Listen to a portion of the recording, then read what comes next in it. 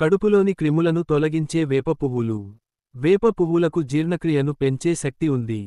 శరీరానికి శక్తి లభిస్తుంది. అవి కడుపులోని క్రిములను చంపుతాయి. వేప పువ్వులను గుల్కన్ తయారు చేయడానికి ఉపయోగించవచ్చు. ఇది వ్యాధులను నివారిస్తుంది. దీనికి పురుషత్వాన్ని పెంచే శక్తి ఉంది.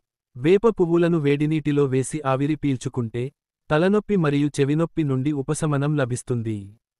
వేప చెట్టు గాలి అనేక వ్యాధులను నయం చేస్తుంది.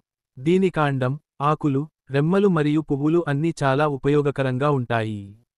వేప పువ్వులను మిరియాలు, జీలకర్ర, వెల్లుల్లి, ఇంగువ మరియు ఉప్పుతో కలిపి తినడం వల్ల అజీర్ణం, వాంతులు, వికారం మరియు విరేచనాలు నయమవుతాయి.